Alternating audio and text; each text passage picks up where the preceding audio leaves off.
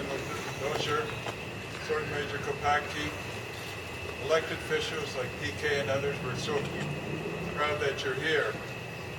I do appreciate the invitation to be able to be the keynote speaker today, the invitation from Adjutant General Burks, to speak in honor of those who served in the Army, and particularly those who lost their lives in the noblest of causes.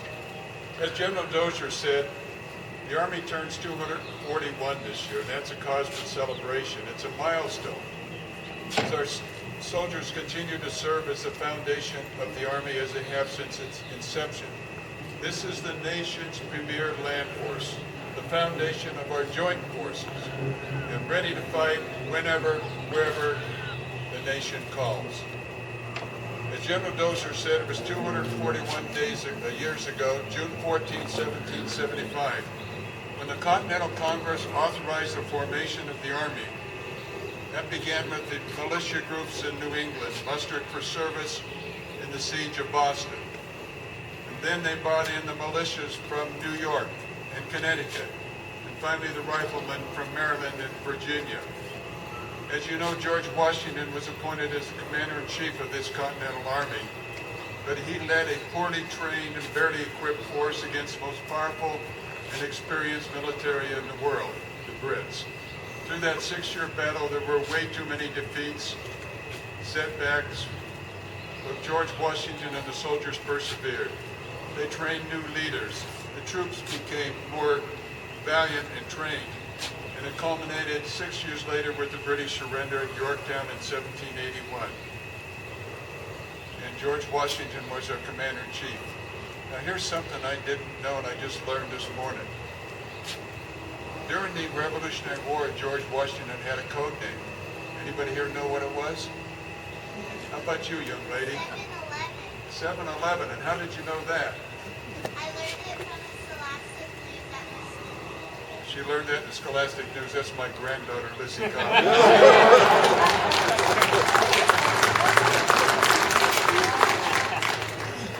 George Washington's code name was 7-11. Now we learned something else.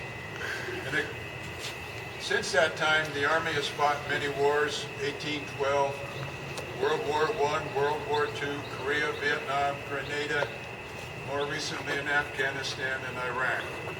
So many of our soldiers have died in combat. Many of my colleagues from the Vietnam era came back severely wounded, not just physically, but mentally too. Some of our older veterans die every day in nursing homes, hospitals. But you know, it's not really where they die that matters. It's recognizing that for all of these soldiers, they gave their life over to a greater good of the nation, and that defines their legacy. For soldiers, and all of you men and women in the armed forces here today know it's years at a time deployment, separated from families, in austere conditions, in unfamiliar lands, and makes them our heroes. And I hope that we will continue to honor the men and women that have served, not just in the Army. Because you know, the military family lives in perpetual fear of that knock on the door that is accompanied by 3 service members in blue. There are men and women here and across the country whose lives were never the same after that knock. But we carry on each day knowing a void that only a few strive to fill. And we have fewer and fewer veterans left who had served in World War II. I don't know, are there any World War II veterans here? I don't know that there are. But we only have a few years left with them, so seek them out, learn their stories, and share them with the next generation. And soon the same is going to be said about our Korean War veterans. Yeah, it's true that those who served in World War II are known as the greatest generation. Those who served and died in Korea didn't get the same appellation, but they didn't deserve it. I don't know if any of you here have been to the Korean War Memorial on the Mall in Washington, D.C. I think it's the most poignant, especially at night, because of the 3 soldiers there that are depicted in that statue. This depicts the cold, bitter fighting in a war defined mainly by a stalemate, severe losses along the forward edge of the battle area. that Korean War memorial at night is just a sight to be seen. And finally, as a country, only now are we beginning to recognize the service of those who fought and died in a land far away called Vietnam. I served 2 tours in Vietnam, 2 combat tours. First advising the South Vietnamese in the Delta region, and later on the staff of the Military Assistance Command, and as the liaison, ironically, with the North Vietnamese and the Viet Cong in the 60-day period following the ceasefire. And in fact, the ceasefire said that all U.S. forces would be out of Vietnam in 60 days. We, the advisory group there, the liaison named General Woodard and General Wickham, left on the 61st day. So when our plane landed in Ellendorf Air Force Base, everybody rushed off to call their wives and girlfriends and all. I waited till everybody got off the plane, and I jumped off and said, I'm the last soldier back from Vietnam. I think it's probably true. Well, it was a difficult time for those of us that served in Vietnam. Unlike the parades that greeted those who came back in World War II, and more recently, how we treat our soldiers and sailors and airmen returning from the wars in the Middle East, it was much more a difficult time.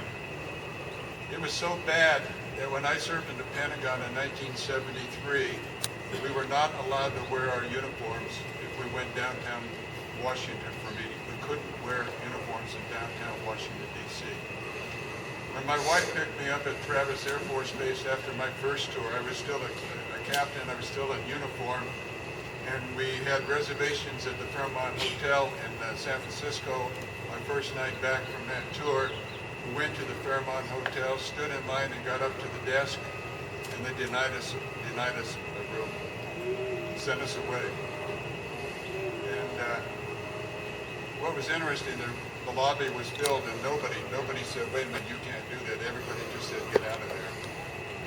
I told that story to my second daughter. She said, that was horrible. What'd you do? And I said, we went to a motel down on Lombard Street. She said, well, that was terrible. I said, I don't know. I think that was the night you were conceived.